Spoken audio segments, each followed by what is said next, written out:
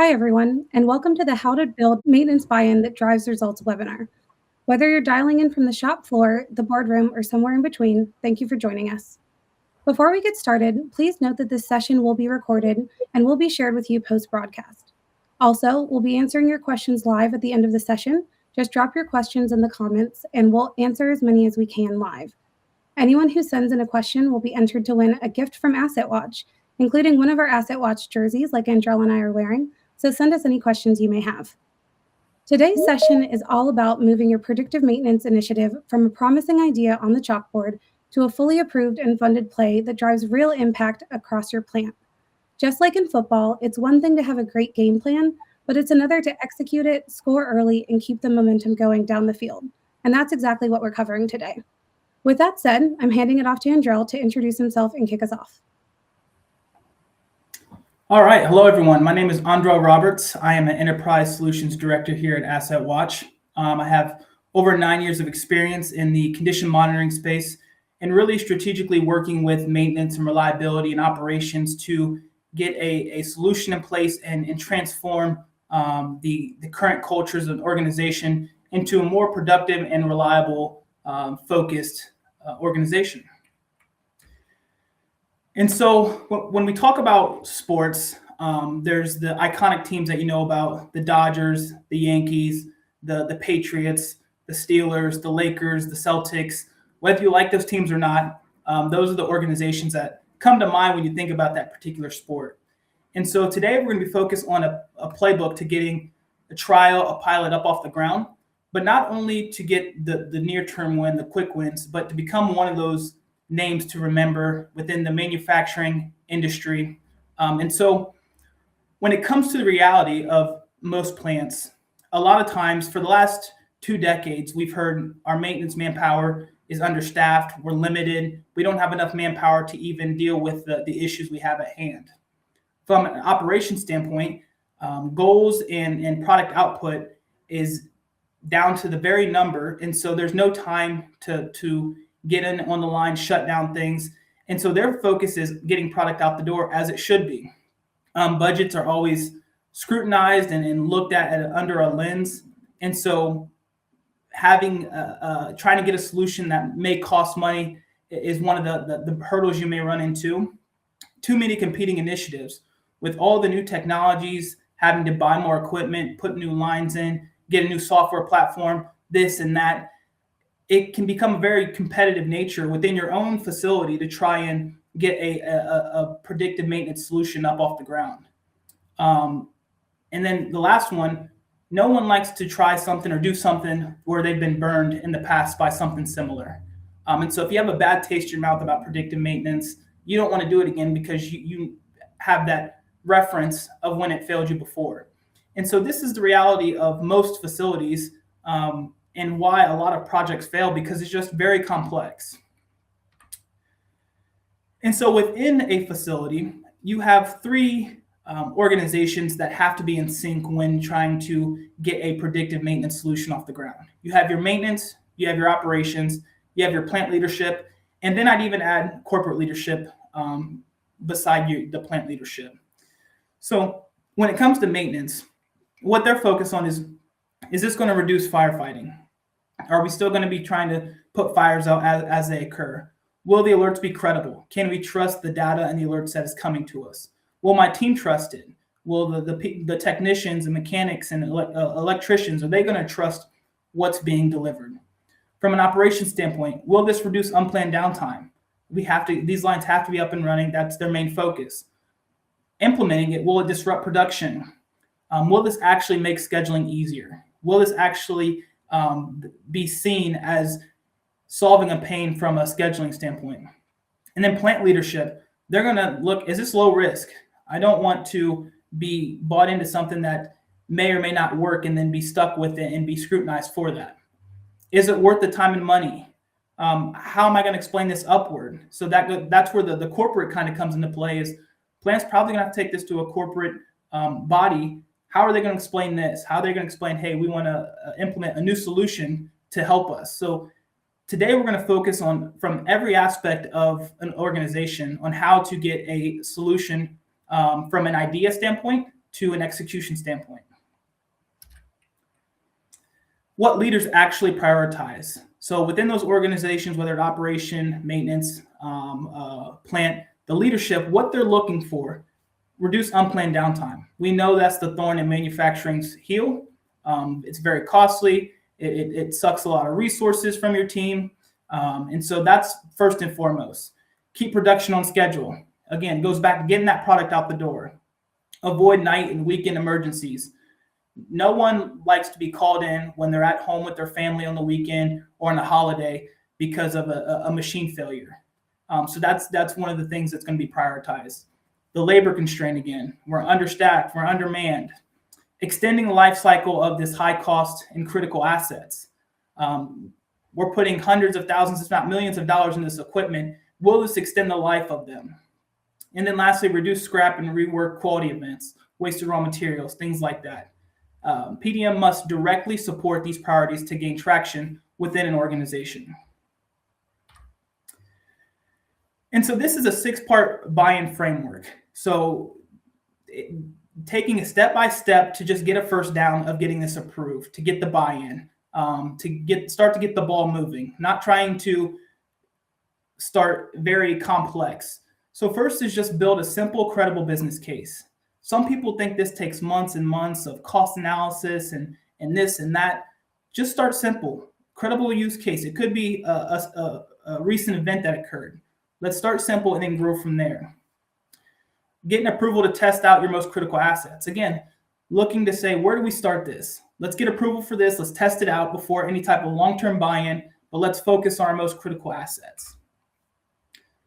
Start with small, high-impact assets. When it comes to criticality, a lot of times it's the high impact of production that if this asset goes down, it has all of these downstream and even upstream effects.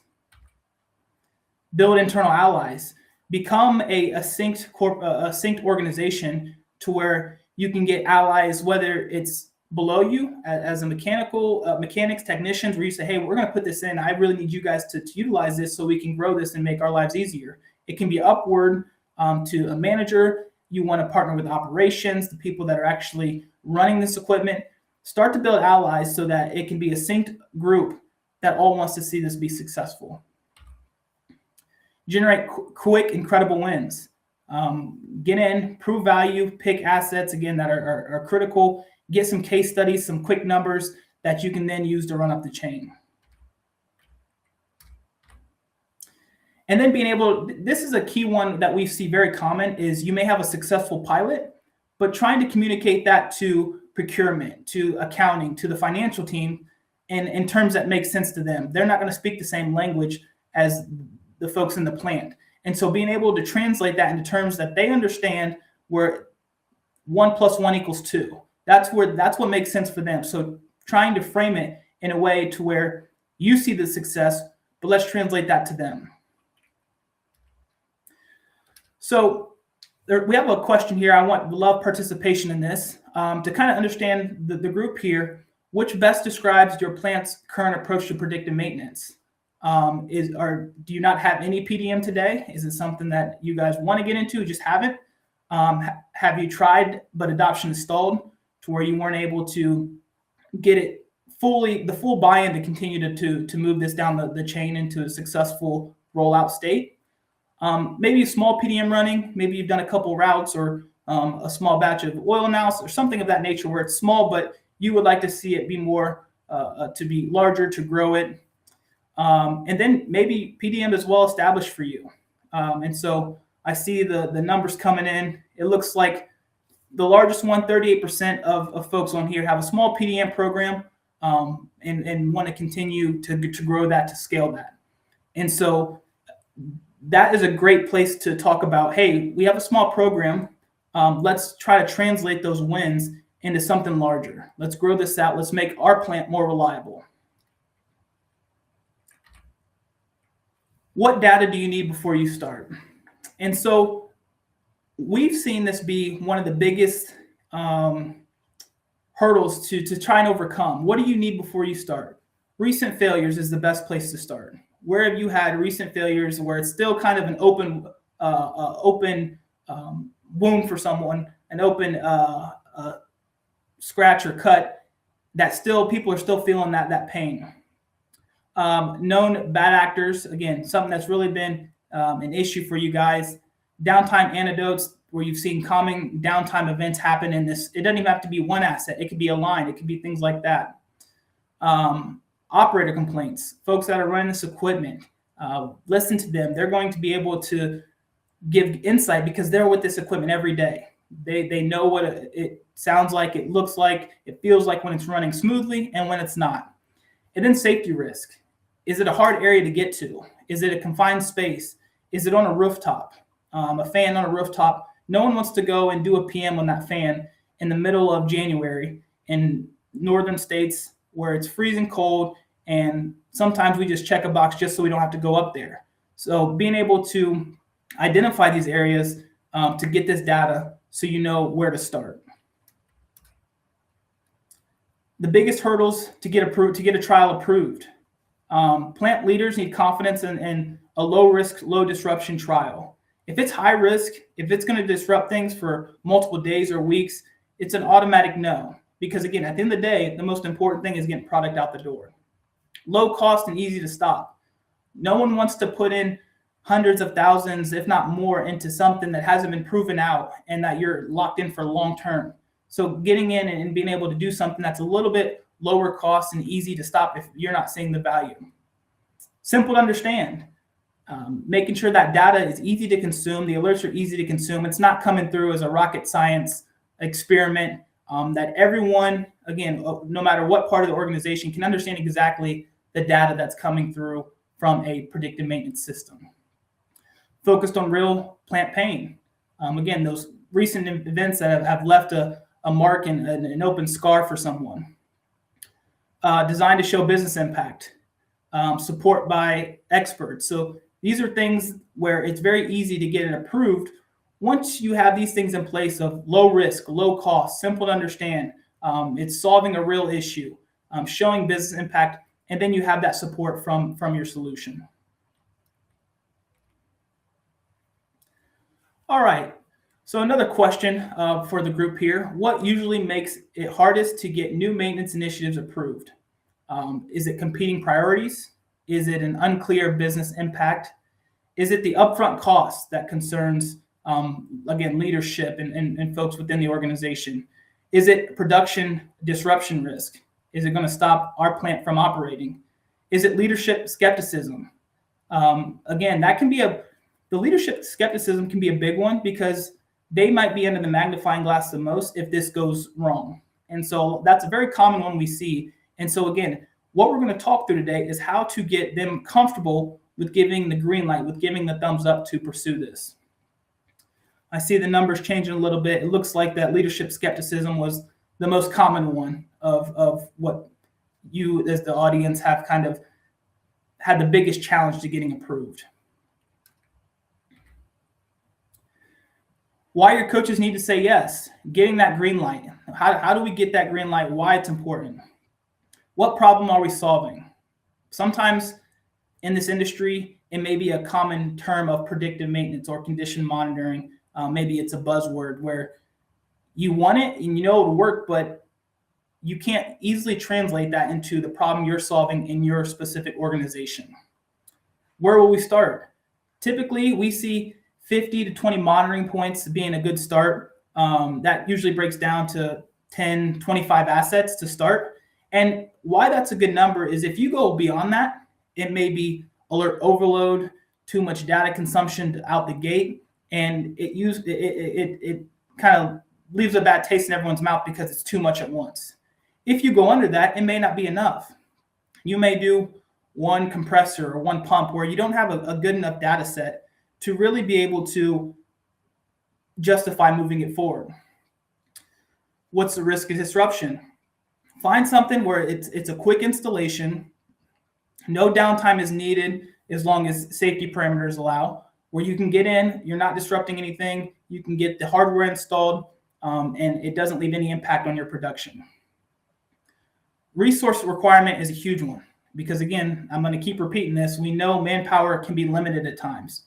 So finding a solution that handles the install, the implementation, the configuration to where you're not necessarily required to put your resources into it. You can continue to run your day-to-day operations and have a solution installed and implemented at the same time. What does success look like? This is a common one we see as well, where we don't know what we're grading it against. We don't know what a successful trial looks like because we didn't do a quick KPI study on the front end. It doesn't have to be months of studying, but what metrics are we going to try and hit throughout this pilot, throughout this trial to prove success? And then exit plan. If you don't see the value that was promised to you, you don't see what you wanted to see out of it, what's the next step? I don't want to be locked into a long-term contract. Excuse me. I don't want to have to continue sinking costs into this. So what does that exit plan look like? And all this, again, is a strategy within the sports within the sports world. It would be getting 5 yards, getting 10 yards, getting the first down. And so we're taking it step by step to be able to get to the end zone and to make your organization one of those iconic brands that people recognize when they talk about manufacturing, when they talk about reliability. This is the play to get to that. And so these are the things you need to get that final yes from your coach. All right, now we're really going to just dive into the playbook. You don't have to throw a Hail Mary on first down. We're going to start on our 20 and just work our way down the field. When you talk about pain, again, recent failures, recent events, lost production, the safety exposure. Again, let the hardware get into those dangerous, whether it's an explosive environment, whether it's a confined space, whether it's hard to reach, whether it's under guarding. Let the hardware be able to do that work for you so you can keep your teammates safe. A trial. Get something that's quick and easy. You can get those quick wins. Doesn't require downtime. It's being installed for you, and an easy exit. Early wins. 1 to 3 actionable insights. Let's take a couple case studies from this trial, a couple events that we were able to prevent and be able to run that up the chain. Safer inspections. Again, it goes back to not having to get into those hard to reach areas where there's a safety aspect to it.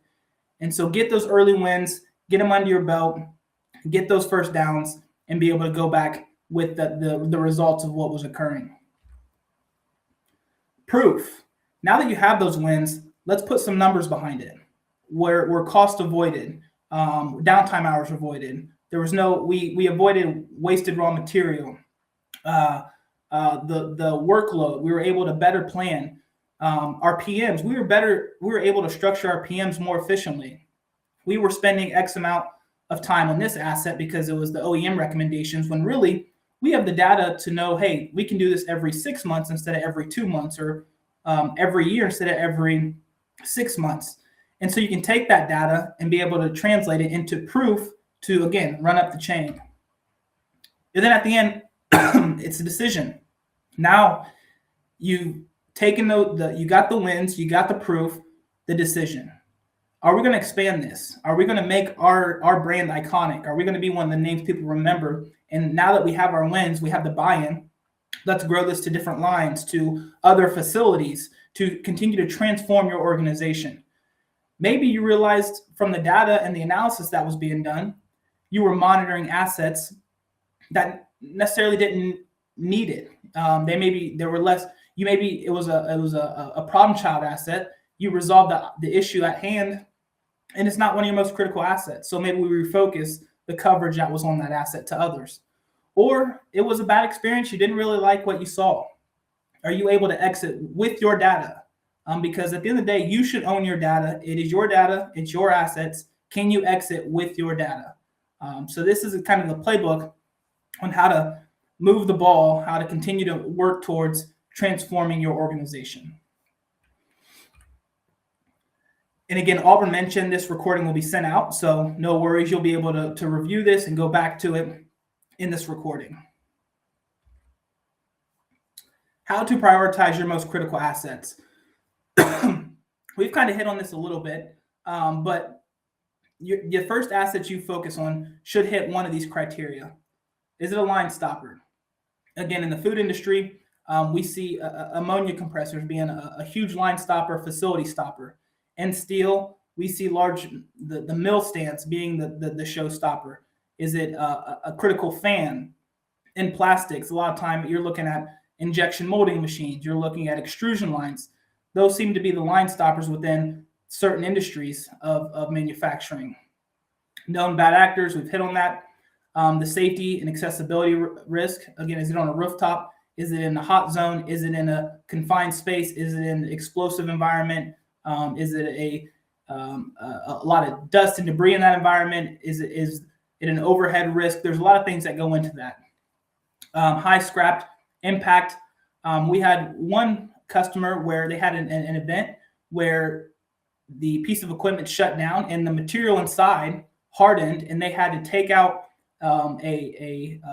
hammers and different pieces of equipment to pry out, to break down that material before they could ever even start working on it. And so that was an event where you'd want to monitor that, because stoppage, not only does it shut down the line, but there's labor that goes into getting that material out with the jackhammer and what have you before you can even start the maintenance.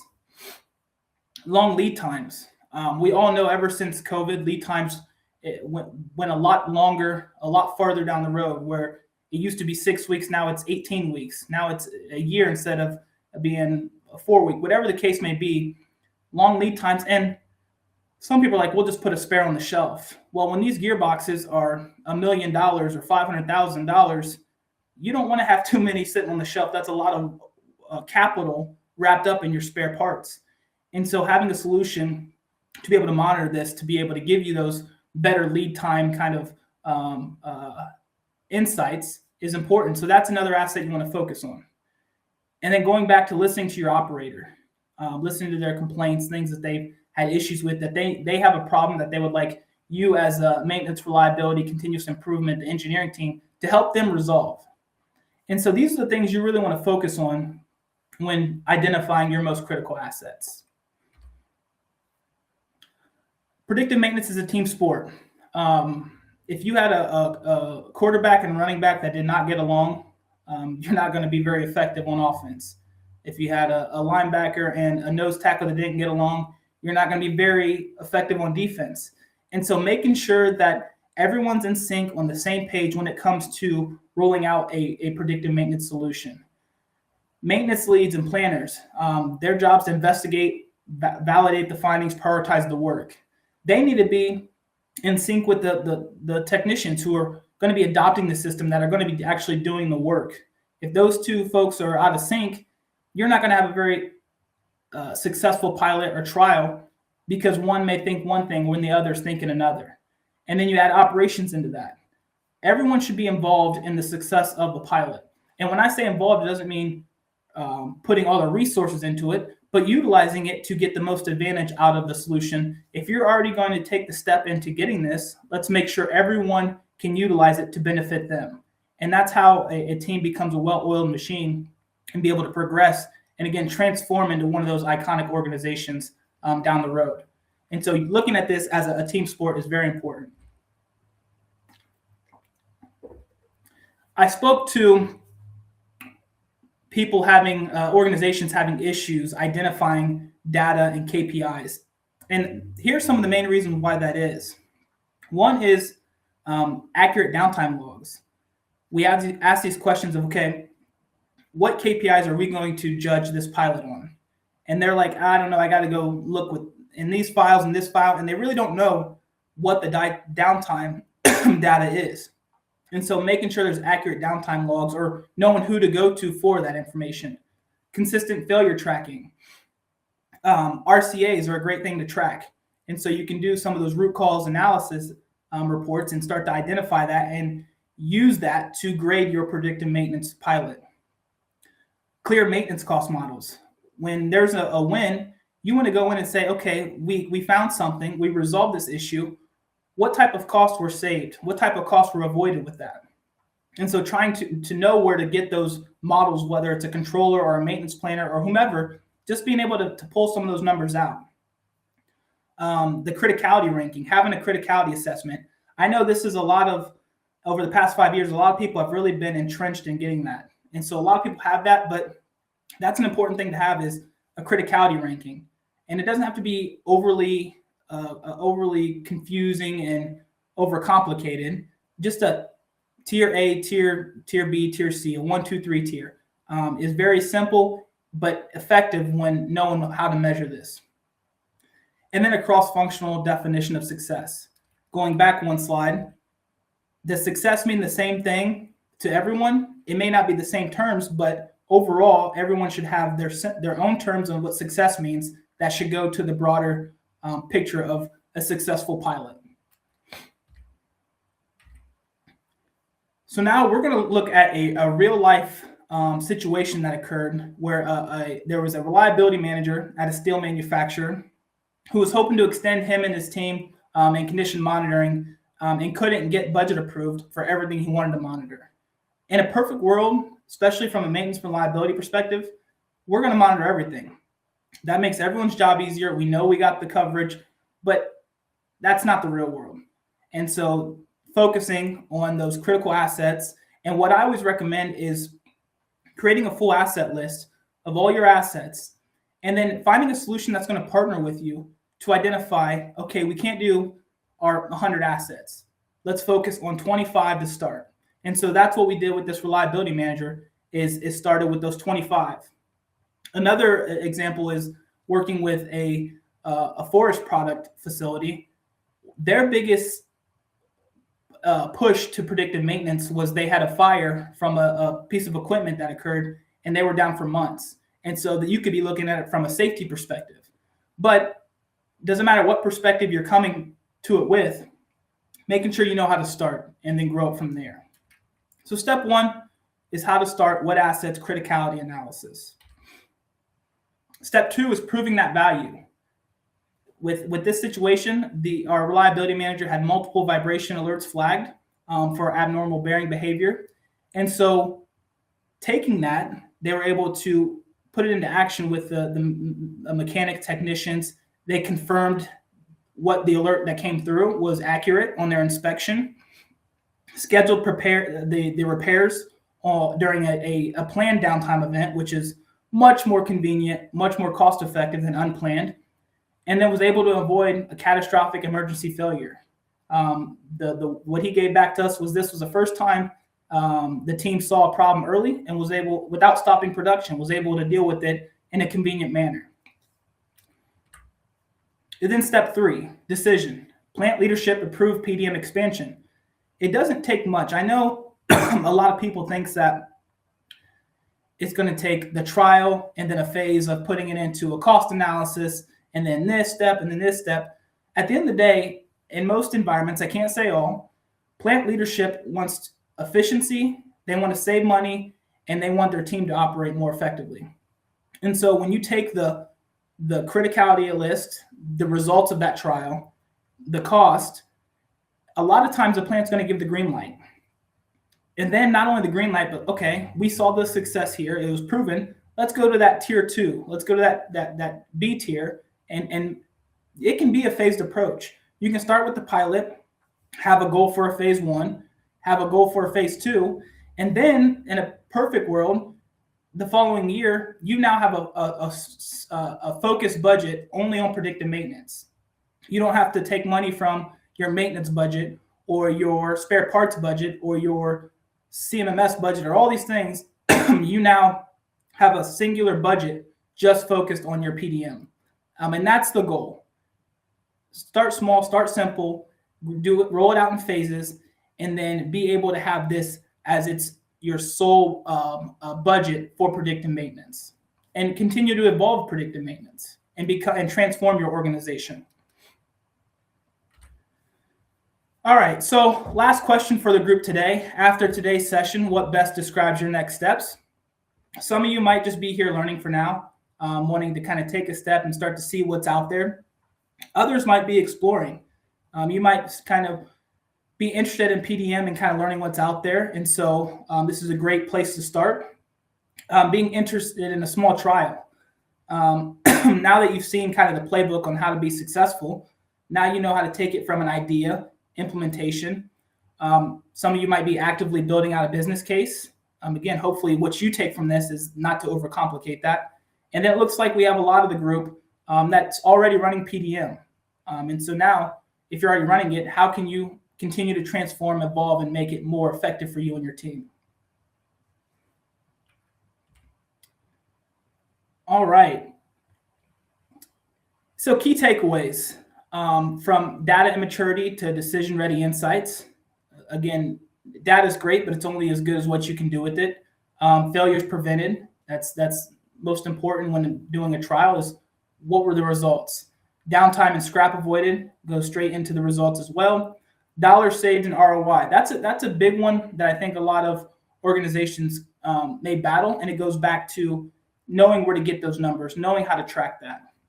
Execution and engagement metrics. The only way to have a successful trial is if you and your team are engaged with the pilot at hand. The hardware, the alerts, the data is great, but it does take a little engagement from your team. So being able to lay that out within your plan of execution of, hey, we're going to roll this out. We need everyone's involvement. We need everyone's engagement to make this successful, to make the approval process a lot easier for us. And then reliability trend improvements, making your organization a more reliable and productive facility, transforming your organization, again, to be that iconic, to be the Lakers, to be the Celtics, to be the Yankees, to be the Patriots, to be those guys that people know have a long history of not winning games, but to be a winning culture, a winning organization. Thank you. And with that, I think we are going to lean into the questions. Awesome. Thanks so much, Andrew. Great insights and examples, and we will dive into the Q&A right now. If there's anything else you'd like to ask Andrew to elaborate on, please ask in the comment section. So our first question is going to be, if a predictive maintenance program is established, what time-based preventative maintenance tasks should remain in the overall maintenance program? That's a great question. I think that what you do is you don't change anything in the preventative measures initially. You start to run the course with predictive and then start to see if you are over PMing assets or under PMing assets. So I don't think anything should change until you start to have data to say, we can do this more or less. We're not out the gate. You're not going to change your lubrication route or your greasing and your tightening bolts and your touch feel PMs. You're going to continue to do that. You're going to continue to walk around. And then as you spend more time with your predictive, you're going to have data to say, again, you're tightening these belts every 6 months. Well, you have data to show that it's lasting 8 months, 9 months. Let's start pushing that out. So everything should stay as is initially, and then use the data to be able to effectively transition to longer or shorter PMs. That's great. Thanks, Andrew. Our next question is going to be, does the plant design play a big role in having a reliable operation? And what activities should be in place to address any design flaws? Yeah, I think so. One example I can think of, and this was many years ago, but there was a pump that had piping that didn't allow for effective flow. And so we were constantly seeing an issue on this specific pump because of the piping that came out the pump itself. And so that definitely had an effect in it. And what we saw, this was with a sulfuric acid plant, what we saw is initially there was nothing they could do, but they were able to start putting a plan in place to, the situation was there was an elbow too close to the pump itself. It didn't allow for the proper flow. And so they were able to put a plan in place for the following year to change out the piping to be able to address that design flaw. So it kind of goes back to the question before. With the design of a plant, it's not something that can be changed overnight. There was a lot of engineering. There was years and years of planning going to that. But now that you have the data, you can start to run that up the chain to say, hey, as a part of our budget for next year, we want to plan to change the piping for this specific pump because we have these case studies showing that this is the design flaw. So absolutely, it does have a play in this. That's great. And that's a great example. Our next question is going to be, what values do you recommend using the development a business case with a defined return on investment? So for example, expected improvement in equipment reliability, expected decrease in overall maintenance expenditures, etc. I think that's plant specific. And I hate to be general, but it's going to go to each facility individually of the values that they deem necessary. So you mentioned expected improvements in equipment reliability, expected decrease in overall maintenance expenditures. To one plant, the first one could be the most valuable, where another plant, the second could be. So this goes back to what I said, not just implementing a hardware and software solution and kind of saying that's it. Getting with a company that's going to dive into those specific details with you and dig into that with you to start putting a roadmap together of those values. And I hope that answered your question, but my biggest thing would be making sure that you have a strong partner in this space to define that return on investment with you. Yeah, and the metrics you need and how you define that success as well at each plant. So, what about tracking progress? What tools do you use or recommend? Yeah, so I'm not too familiar with those tools that you've put as an example, but I would say that for you specifically, tracking progress goes back to the engagement of knowing where your plant stood before and then tracking it after once you have a solution in place. So some of the things we track is the how long does it take for your team to comment? How long does it take for your team to resolve an item once it's put in there? And so having those metrics is helpful. And as far as the tools, again, I'm not too familiar with them, so I'm not going to speak on them. But more importantly is track in simple stages of tracking. Don't overdo pulling in all these tools and doing this to track this. It's very easy to prove value when you have the data, when you have the results. So don't overcomplicate the tracking progress of a pilot. Yeah, I completely agree. So something that what is talked about a lot, right? How much AI is built into the processes? Yeah, so AI is a part of our world. Whether you like it or not, AI is going to be a part of our world for now and for the long term, for foreseeable future.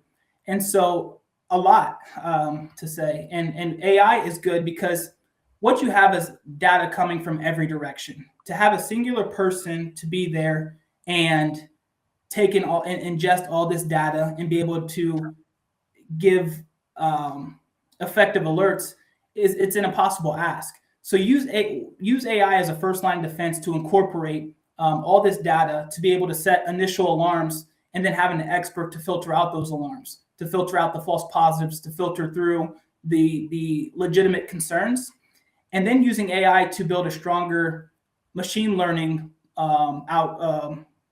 process moving forward. And so AI is very heavily invested into a lot of solutions. I would recommend that you go with a solution that has AI capabilities, because if you don't, you're going to be behind the curve, going to be behind the progress, whether you like it or not. So AI is a key piece into building into your predictive maintenance platform. That's great. So we talked a little bit about operator complaints. So how do you practically convert those operator feedback into sensor placement or alert thresholds during the pilot phase? Yeah, so great question, King Lucas. Sensor placement, it's very, the vibration industry has, and not beyond vibration temperature industry, has this down to a pretty a well-oiled science. And so sensor placement doesn't come as much from the operator complaints, but thresholds is a key piece of that. Your operators know that this piece of equipment, if this bearing goes above 150, 180 degrees Fahrenheit, we're in a serious situation. So their input is very valuable to thresholds and understanding the parameters. As far as sensor placement, it's pretty cut and dry as far as where these sensors need to go to get effective data. Because there's places that people ask to put sensors sometimes on a frame or something of that nature where you're not going to get the data to be able to translate that into actionable insight. But to your point, it definitely has a lot to go into the thresholds, hearing their feedback of when we see this temperature, things happen. When we see this vibration, we know we're at a critical phase. And so taking that, utilizing the solutions expertise, using the AI, and it's just all one brain of data to be able to give you the most effective alerts. That's great. And we're talking a little more about KPIs now. So, do you have any examples on a KPI study that was done to define the success for predictive maintenance program? And also, what KPIs were specifically helpful to get management support? Yeah, I can get with our team and we can send out some case studies and KPIs, but just kind of talking through this. One example would be the cost savings portion. This asset goes down. And most people say, all right, this asset goes down. It's $1,000 per hour of downtime. And that's a good start, but you have to think of everything that goes into that. Again, is there any wasted raw materials? How much are you paying in labor hours? Are you calling guys in on overtime? Do you have to call in a crane company to get the motor out of its area or off the rooftop? So that is important. Which KPIs were specifically helpful for management support? I keep it cost savings. They want to see a dollar amount, but there's more to that. It's the engagement can be a KPI. If as a leader of maintenance reliability, you want to enable the folks under you to take more on, to do more, to be involved.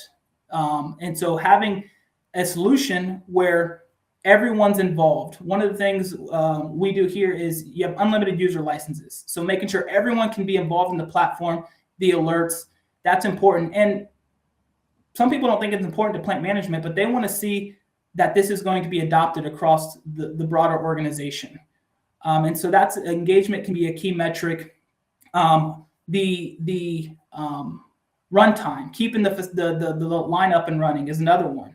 A huge one is a percentage of downtime per year. People track that, where last year they ran at 10%, had 10% downtime events occur. They want to use a metric to say, all right, it's at 10%. Can this solution get us down to 8%? Can it get us down to 5%? Can it get us down to 2%? So that's another one that's a lot of times overlooked. If that's my biggest thing to the broader audience, if you're not tracking your downtime percentage very, very in depth, that's a great place to start. So when you do implement something, you have an easy number to say, okay, they helped us reduce our downtime by X amount. That's great. And let's talk a little bit more about criticality. So where should we start when we are starting that asset criticality and prioritization? Yeah, it goes back to recent events that happened, occurred, assets that cause lines to shut down, facilities to shut down. I mentioned in the food industry, it's ammonia compressors a lot of times. So understanding your facility, the downtime events, where they could occur, knowing each spot they could occur. You may have pumps that are redundant over here in the hydraulic room or the boiler room, but you only have one agitator running on multiple lines. You may have one drive motor running this whole line. And so I would start by understanding your facility and where your bottlenecks are from your assets. That if this asset goes down, again, has upstream and downstream effects. That's where I would start. And the easiest thing to do, I mentioned it earlier, is throw a list of assets down. Your whole asset, whether you download it from your CMMS or you have a log already of all your assets, and then talk to your operators, talk to your maintenance team, talk to your plant management, take everyone's input and start to move those to A level, B level, C level, and take that to your predictive maintenance solution team. Because again, you should use a solution that has experts and folks in this that want to be involved in that discussion, not just deliver you hardware and software. Yeah, absolutely. And there's tons of templates online on criticality analysis. If you need a spot to get started, we can always help as well. But making sure you guys can prioritize those assets correctly is going to help you be successful in getting that buy-in that you need. So next question is going to be, do you have any suggestions for integrating the PDM software and process into normal business processes? So rather than having to do a lot of manual checking and crossover data or creating work orders, Andrell, if you can touch a little bit on our CMMS integrations here, I think that would be great. Yeah, that's exactly where I was going to start. First, you should always use a solution that is either willing or known to be able to integrate into CMMS systems, to be able to do that work, whether they're not integrated already or they have a trusted history of integrating into your other CMMS systems. To your first question, the first part, another area people underestimate is the value of the data. There's historian, there's data lakes, there's IBA, there's ignition, there's pi. Being able to pull your vibration and temperature data into that is a key piece, because now you can see, okay, our line was running at this speed, running this product at this time with this operator, with this vibration, this temperature. So you can make a lot more process decisions versus having PDM over here and processing over here and completely separated. And so being able to have access to that data is key. There's a lot of solutions out there that kind of have the data behind a curtain, and their sell is, hey, we're the experts, we'll tell you when something needs to happen. And that shouldn't be the case. At the end of the day, this is your data. You have access to it. You should be able to pull and integrate it as you see fit. Thanks, Andrew. And we've got a lot of great questions left, but we're running out of time. So if your question didn't get answered, we'll reach out to you directly. But we have time for one more question. So in plants where PDM does take off, who tends to be the most important internal champion? That's a great question. And so to answer that, I know people would love to hear maintenance manager, reliability engineer, continuous improvement, but it's not as much as a title as much as it is of someone who's ambitious and ready to transform the organization and transform their department, not to ruffle feathers, but to be more efficient and effective. So it could be a maintenance lead. It could be a plant manager. It could be anyone who's willing to kind of take on a trial, a pilot, get those internal champions to be able to transform the broader picture. And so there's no specific one person that could be. It could be a group of people. It could be an organization. It could be a department. But the people that are ambitious to want to transform and to be better, to not be the status quo of the past 5 years and 10 years, because this is rapidly evolving. Predictive maintenance today will look totally different than predictive maintenance next year and the following year. So having someone who's ambitious and ready to evolve with the times is usually the best champion internally to take this off. Yeah, I totally agree with you. Well, thanks, Andrell, for sharing your playbook with us today. And thanks for everyone joining and asking such great questions. I hope you're walking away with a few new plays you can run in your own organization and a clearer game plan for moving predictive maintenance from an idea to leadership approval. If you'd like to learn more about how AssetWatch can support your maintenance and reliability goals, visit us anytime at AssetWatch.com. We'd love to help you drive that success across the finish line. Be sure to join us for our next webinar on February 12th on SMRP, where our VP of Sales, Don Ryan, will break down how to make predictive maintenance work across multiple plants and help you take that next step down the field. Until then, thanks for spending your day with us, and we'll see you next time. Thank you. Thanks for everyone's time. Take care.